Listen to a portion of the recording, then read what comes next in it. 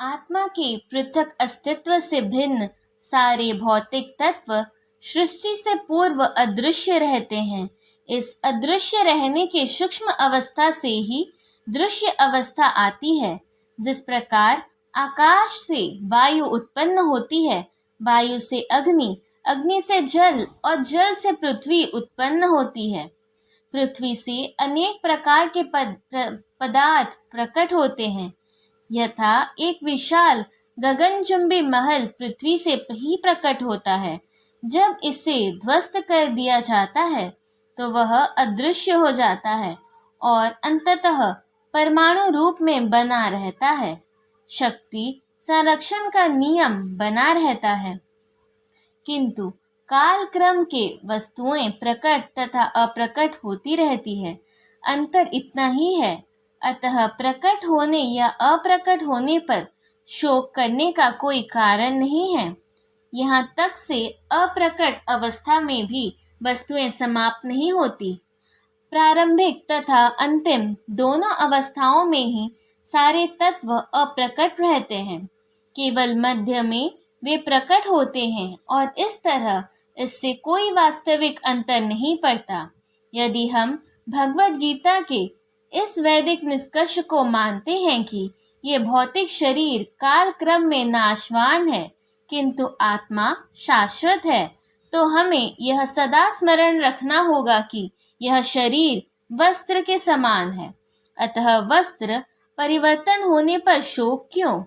शाश्वत आत्मा की तुलना में भौतिक शरीर का कोई यथार्थ अस्तित्व नहीं होता। यह स्वप्न के समान है। स्वप्न में हम आकाश में उड़ते या राजा की भांति रथ पर आरूढ़ हो सकते हैं, किंतु जागने पर देखते हैं कि न तो हम आकाश में हैं न रथ पर। वैदिक ज्ञान आत्म साक्षात्कार को भौतिक शरीर के अस्तित्व के आधार पर प्रोत्साहन देता है। अतः चाहे हम आत्मा के अस्तित्व को माने या न माने, शरीर नाश के लिए शोक करने का कोई कारण नहीं है। कोई आत्मा को आश्चर्य से देखता है, कोई इसे आश्चर्य की तरह बताता है और तथा कोई इसे आश्चर्य की तरह सुनता है, किंतु कोई कोई इसके विषय में सुनकर भी कुछ नहीं समझ पाते। चूंकि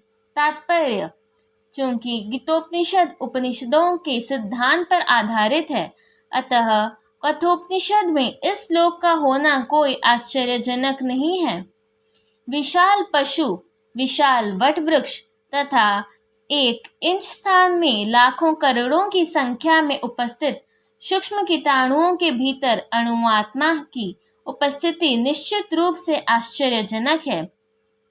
उपलक्ष्य तथा दुराचारी व्यक्ति अणुआत्मा के स्फुलिंग से चमत्कारों को नहीं समझ पाता, भले ही उसे बड़े से बड़ा ज्ञानी जिसने विश्व के प्रथम प्राणी ब्रह्मा को भी शिक्षा दी हो क्यों ना समझाए। वस्तुओं के स्थूल भौतिक बोध के कारण इस युग के अधिकांश व्यक्ति इसकी कल्पना नहीं कर सकते कि इतना सूक्ष्म कण किस प्रकार इतना विराट तथा इतना लघु बन सकता है। अतः लोग आत्मा को उसकी संरचना या उसके विवरण के आधार पर ही आश्चर्य से देखते हैं। इंद्रिय तृप्ति की बातों में फंसकर लोग भौतिक शक्ति से इस तरह मोहित होते हैं कि उनके पास आत्मज्ञान को समझने का अवसर ही नहीं रहता। यद्यपि यह तथ्य है कि आत्मज्ञान के बिना सारे कार्यों की दुष्परिणाम जीव संघर्ष में पराजय के रूप में होता है। संभवतः उन्हें इसका कोई अनुमान नहीं होता कि मनुष्य को आत्मा के विषय में चिंतन करना चाहिए और दुखों का हल खोज निकालना चाहिए। ऐसे थोड़े से लोग जो आत्मा के विषय में सुनने के इच्छुक हैं, अच्छी संगति पाकर भाषण सुनते हैं, किंतु कभी कभी अज्ञानवश वे परमात्मा तथा अणुआत्मा को एक समझ बैठते हैं। ऐसा व्यक्ति खोज पाना कठिन हो जो परमात्मा अणुआत्मा उनके पृथक पृथक कार्यों तथा संबंधों एवं अन्य विस्तारों को सही ढंग से समझ सके। इससे अधिक कठिन है ऐसा व्यक्ति खोज पाना जिसने आत्मा के ज्ञान से पूरा पूरा लाभ उठाया हो और जो सभी पक्षों को आत्मा की स्थिति का सही सही निर्धारण कर सके। किंतु यदि कोई किसी तरह से आत्मा के इस विषय को समझ लेता है तो उसका जीवन सफल हो जाता है। इस आत्मज्ञान को समझने का सरलतम उपाय यह है कि अन्य मतों को से विचलित हुए बिना परम प्रमाण भगवान कृष्ण द्वारा कथित भगवद गीता के उपदेशों को ग्रहण कर लिया जाए। किंतु इसके लिए भी इस जन्म में या पिछले जन्मों के प्रचुर तपस्या की आवश्यकता होती है, तभी कृष्ण को श्री भगवान के रूप में स्वीकार किया जा सकता है। पर कृष्ण को इस रूप में जानना शुद्ध भक्तों की अहेतुकी कृपा से ही होता है, अन्य किसी उपाय से नहीं। हे भरतवंशी, शरीर में रहने वाले का भी वध नहीं किया जा सकता, अतः तुम्हें किसी भी जीव के लिए शोक करने की आवश्यकता नहीं है। तात्पर्य: जब भगवान अविकारी आत्मा विषयक अपना उपदेश समाप्त कर रहे हैं, अमर आत्मा का अनेक प्रकार से वर्णन करते हुए भगवान कृष्ण ने आत्मा को अमर तथा शरीर को नाशवान सिद्ध किया है। अतः क्षत्रिय होने के नाते अर्जुन को इस भय से कि युद्ध में उसके पितामह भीष्म तथा गुरु द्रोण मर जाएंगे, अपने कर्तव्य से विमुख नहीं होना चाहिए। कृष्ण को प्रमाण मानकर भौतिक देह से भिन्न आत्मा का पृथक अस्तित्व स्वीकार करना ही होगा। यह नहीं कि आत्मा जैसी कोई वस्तु नहीं है या कि जीवन के लक्षण रसायनों की अंतक्रिया के फलस्वरूप एक विशेष अवस्था में प्रकट होते हैं। यद्यपि आत्मा अमर है, किंतु इससे हिंसा का प्रोत्साहित नहीं किया जा सकता। फिर भी युद्ध के समय हिंसा का निषेध नहीं किया जाता, क्योंकि तब इसकी आवश्यकता रहती है। ऐसी आवश्यकता को भगवान की आज्ञा के आधार पर उचित ठहराया जा सकता है, स्वेच्छा से नहीं। क्षत्रिय होने के नाते अपने विशिष्ट कर्म का विचार करते हुए तुम्हें जानना चाहिए कि धर्म के लिए युद्ध करने से बढ़कर तुम्हारे लिए अन्य कोई कार्य नहीं है।